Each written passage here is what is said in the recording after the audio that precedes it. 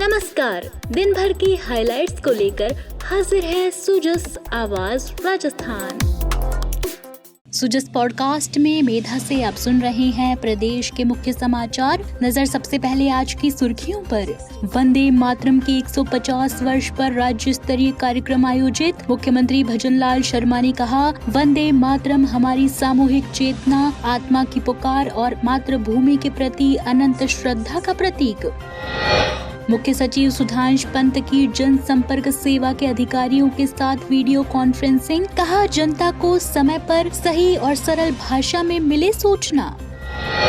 मुख्यमंत्री का संवेदनशील निर्णय, खरीफ फसल खराबे में कृषि अनुदान को स्वीकृति। 6 जिलों के 8 लाख से अधिक किसानों को राहत। 40 तहसीलों के 2961 गांव अभावग्रस्त घोषित।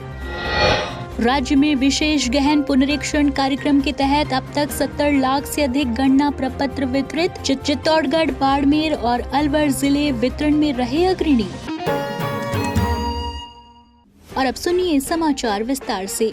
जयपुर के सवाई मानसिंह स्टेडियम में आज राष्ट्रगीत वंदे मातरम के 150 वर्ष पूर्ण होने के उपलक्ष्य में राज्य स्तरीय समारोह का भव्य आयोजन हुआ। मुख्यमंत्री भजनलाल शर्मा ने समारोह को संबोधित करते हुए कहा कि वंदे मातरम हमारी सामूहिक चेतना, आत्मा की पुकार और मातृभूमि के प्रति अनंत श्रद्धा का प्रतीक है। यह केवल एक गीत नहीं बल्कि हमारे स्वतंत्रता संग्राम की आत्मा है, जिसने करोड़ों भारतीयों में राष्ट्र प्रेम की ज्वाला प्रज्वलित की। मुख्यमंत्री ने कहा कि बंकिम चंद्र चट्टोपाध्याय द्वारा रचित यह अमर गीत भारत माता की आजादी का युद्ध नाद बना। गुरुदेव रविंद्रनाथ टैगोर ने जब इसे कोलकाता में गाया तो पूरा सभागार भाव विभोर हो उठा। ये गीत स्वतंत्रता संग्राम का प्राण तत्व बना और क्रांतिकारियों का मंत्र बना। अंग्रेज इस गीत से इतने भयभीत थे कि उन्होंने इसे सार्वजनिक रूप से गाने पर भी प्रतिबंध लगा दिया था। आज जब हम 150 वर्षों का इतिहास उत्सव मना रहे, तो मैं विशेष रूप से आप युवाओं से संवाद करना चाहता हूँ। आप भारत के भविष्य, इस राष्ट्र की आशा हैं और इस महान विरासत के संरक्षक हैं। क्या आप जानते हैं कि नेताजी सुभाष चंद्र बोस ने जब आजाद हिंद फौज की अंतरिम सरकार की घोषणा की थी तो उसे उस समय वंदे मातरम गाया था। क्रांतिकारी जब फांसी के तख्ते पर चढ़ते थे तो उनके होठों पर वंदे मातरम होता था। आप सभी को ये जानना आवश्यक है कि अंग्रेज सरकार इस गीत से इतनी भयभीत थी कि उन्होंने ऐसे सार्वजनिक रूप से गाने पर प्रतिबंध लगा दिया था, क्योंकि इस गीत में वो शक्ति है जो लाखों भारतीयों को एक सूत्र में बांधने का काम करती है।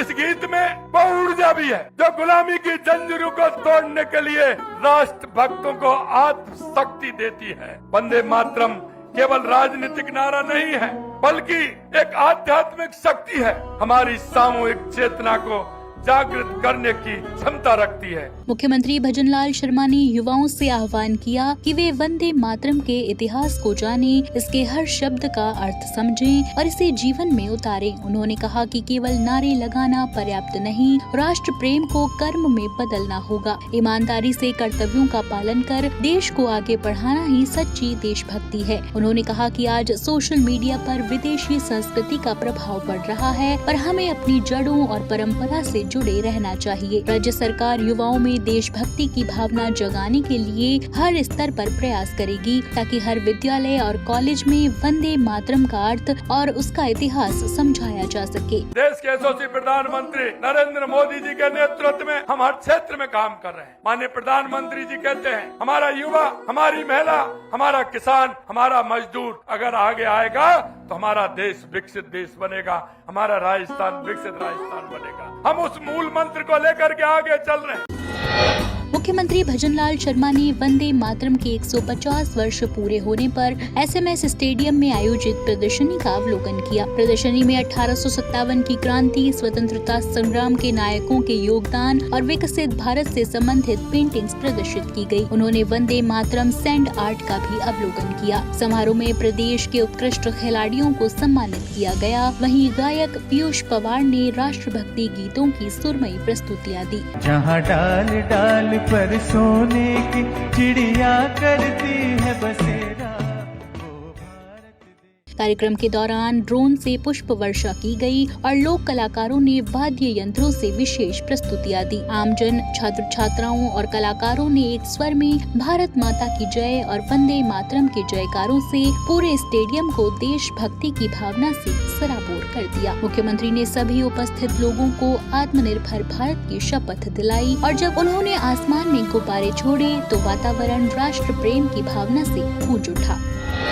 मुख्यमंत्री भजनलाल शर्मा ने इस वर्ष अतिवृष्टि से खरीफ फसल को हुए नुकसान को देखते हुए किसानों के हित में एक संवेदनशील और राहतकारी निर्णय लिया है। मुख्यमंत्री ने प्रभावित जिलों में कृषि अनुदान वितरण की स्वीकृति प्रदान की है। मुख्यमंत्री के निर्देशानुसार प्रभावित किसानों को राज्य आपदा प्रतिक्रिया कोष SDRF से अनुदान राशि वितरित की जाएगी। इसके लिए 6 जिलों की 40 तहसीलों के 2961 गाँवों को अभावग्रस्त घोषित करने के प्रस्ताव को अनुमोदन प्रदान किया गया है। राज्य सरकार के इस निर्णय से अजमेर, अलवर, झुंझुनू, कोटा, पाली और बांसवाड़ा जिलों के 8 लाख से अधिक किसानों को राहत मिलेगी। मुख्यमंत्री श्री शर्मा ने कहा कि राज्य सरकार किसानों के हितों की रक्षा और उनकी आर्थिक स्थिरता के प्रति पूरी तरह प्रतिबद्ध है। उन्होंने कहा कि प्राकृतिक आपदाओं की स्थिति में किसानों को हर संभव सहायता और संबल देना सरकार का सर्वोपरि दायित्व है। राज्य सरकार द्वारा लिया गया यह निर्णय किसानों के प्रति सरकार की संवेदनशीलता,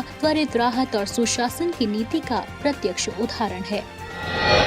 मुख्य सचिव सुधांश पंत ने कहा कि राजस्थान सरकार प्रदेश के आधुनिक ढांचे के विकास और आमजन के कल्याण के लिए ऐतिहासिक काम कर रही है। ऐसे में सूचना एवं जनसंपर्क विभाग के लिए सरकार की जन कल्याणकारी योजनाओं, नीतियों और उपलब्धियों के प्रभावी प्रचार प्रसार की असीम संभावनाएं हैं। उन्होंने जनसंपर्क सेवा के अधिकारियों से कहा कि वे अपने जिलों और विभागों में ओनरशिप लेकर प्रोएक्टिव और अग्रेसिव अप्रोच के साथ काम करें। उन्होंने कहा कि जनता को सूचना मिले, समय पर मिले, सही मिले और सरल भाषा में मिले, यही विभाग की प्राथमिकता होनी चाहिए। मुख्य सचिव ने कहा कि किसी भी समाचार में कंटेंट सबसे जरूरी है। यदि समाचार में मानवीय दृष्टिकोण होगा तो वह लोगों के मन पर गहरा प्रभाव डालेगा। उन्होंने जनसंपर्क सेवा के अधिकारियों को नैरेटिव बिल्डिंग और इमेज बिल्डिंग में सक्रिय भूमिका निभाने के निर्देश दिए। श्री पंत ने कहा कि जनसंपर्क सेवा के अधिकारी अपने कार्य क्षेत्र में केवल रिपोर्टिंग तक सीमित न रहें, बल्कि सचिव,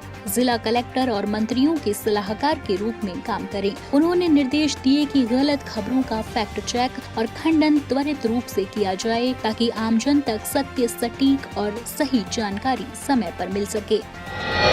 राज्य में विशेष गहन पुनरीक्षण कार्यक्रम SIR के अंतर्गत गुरुवार तक 3 दिवसों की समाप्ति के साथ ही 70,50,000 से अधिक गणना प्रपत्र घर घर जाकर BLO द्वारा वितरित किए जा चुके हैं। इस कार्य में प्रदेश के चित्तौड़गढ़, बाड़मेर और अलवर जिले अग्रणी रहे। मुख्य निर्वाचन अधिकारी नवीन महाजन ने बताया कि भारत का संविधान सर्वोच्च है और इसके अनुरूप ही सभी नागरिक, राजनीतिक दल और भारत का चुनाव आयोग कार्य करते हैं। उन्होंने कहा कि अनुच्छेद 326 के अनुसार केवल 18 वर्ष से अधिक आयु के भारतीय नागरिक जो संबंधित निर्वाचन क्षेत्र के सामान्य निवासी हों, वही मतदाता बनने के पात्र हैं। श्री महाजन ने कहा कि शुद्ध और सही मतदाता सूची लोकतंत्र की नींव है। इस उद्देश्य से ही राज्य में विशेष गहन पुनरीक्षण कार्यक्रम प्रारंभ किया गया है ताकि पात्र नागरिकों को मतदाता सूची में शामिल किया जा सके और अपात्र नामों को हटाया जा सके। उन्होंने कहा कि राजस्थान में सभी राजनीतिक दल की सक्रिय भागीदारी के साथ प्रत्येक मतदाता की पात्रता की पुष्टि हेतु ये अभियान